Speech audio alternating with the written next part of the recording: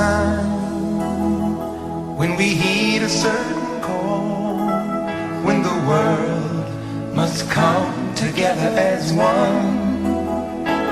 Asset declaration is an anti-corruption tool that seeks to take inventory of public office holders before they take office, after every 4 years and after they have left office. The objective is to deter such official from using the power and privilege of their office to enrich themselves illicitly, as they would have to explain the source of wealth acquired in office. Asset declaration in Ghana finds expression in these two main laws. Ghana's asset declaration regime has not been effective because there is no verification, publication, monitoring, sanctioning. The current Conduct of Public Officers Bill measures up to the 4 issues this way.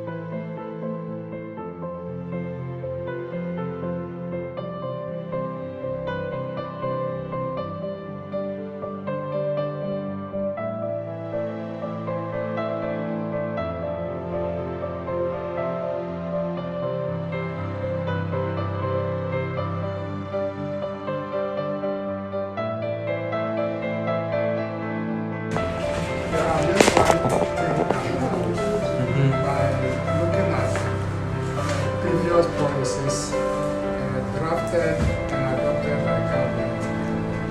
Initially, we had issues with this transition when there's a change of government and we are transiting. I remember IEA came out with a policy which was advocating for that a smooth transition from one government to the other. So the policy was adopted, and I think that is what we are using currently. So having issues in all these asset declaration and other issues, can't we come out as a CSO organizations, we come out with a policy and then we try to see how government can adopt it rather than they themselves try to be referees in their own matches.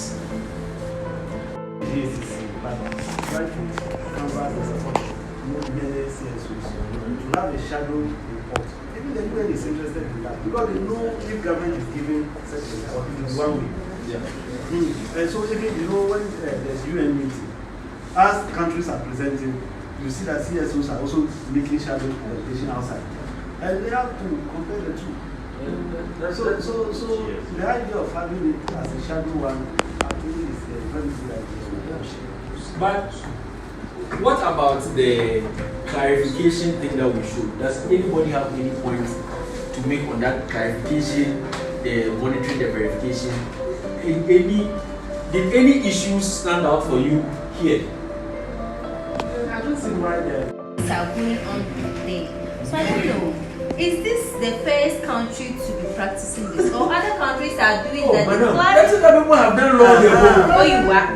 So why? So they should take the case taken from there.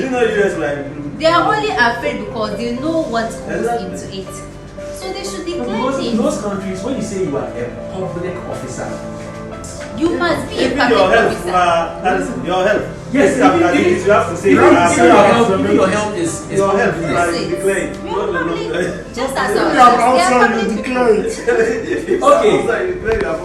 For one When he entered the office, how many cars did he have when he was existing office? His bank account balance was how much? How much was the existing bank when he was exiting? How much was it? These are some of the things the asset declaration need to rectify. So you must declare. So I must declare. Declare. If you have 2 cars, fine. We knew you had 2 cars. So when you are coming out with 3 cars, then we know that you have an extra car. I believe maybe when there is. Anyway, yes, my name is Juliana, gender desk officer for Standard Municipal. Oh, nice. Gender desk. Yes. Why am I saying this? If this anti-corruption agencies come out with their body, it is the same politicians who will be trained and find themselves into this bodies. Instead of we, the bodies, also identifying and knowing that they are aligned to this ABCD, don't come closer us. Once you pull them closer, the government that is in power currently, whatever they are doing, that person is going to have a special eye because he has something at the back of his mind and will not pinpoint to the right direction. And then, should that particular government, what we call opposition people, come into power, then they begin to identify them, giving them positions. So if we are digitalizing and I have my assets, definitely I might have registered it with a particular body, which have also digitalized my way. For instance, if I have registered my vehicle with DVNA, is it a matter of a code? According to DVNA, they can verify whether it's in my name or not. So a particular body or institution should be given the mandate to be able to verify whatever assets that public official has stated in his declaration. Other than just saying that the person should come and clarify. I'll, like you said, I'll cartelize. Or I can just leave it as it is. You cannot come and catch me. Then there's also no time limit. That makes it very vague.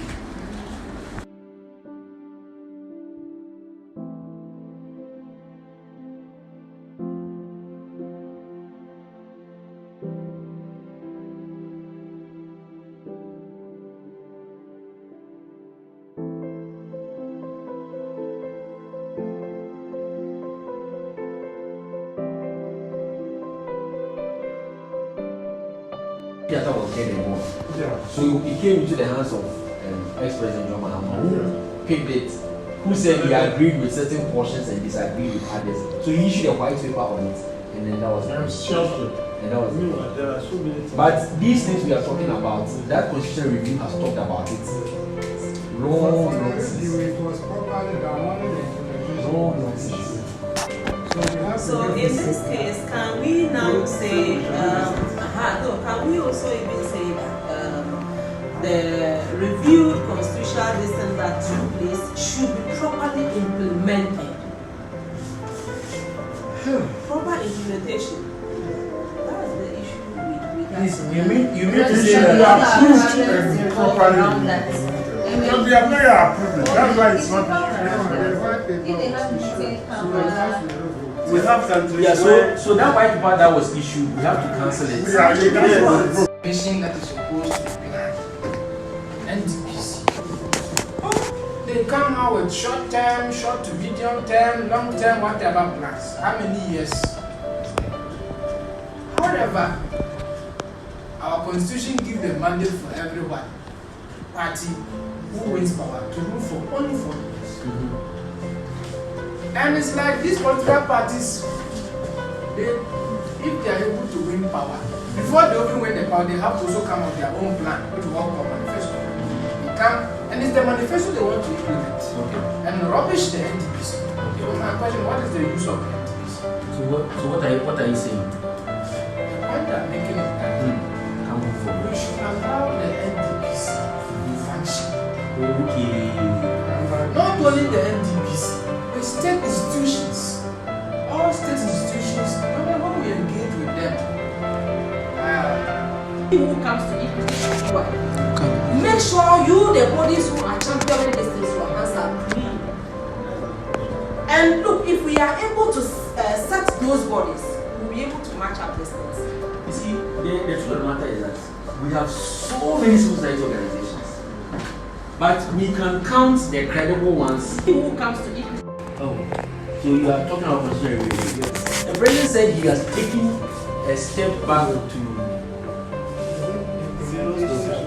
He's taking, and we want it. What was the one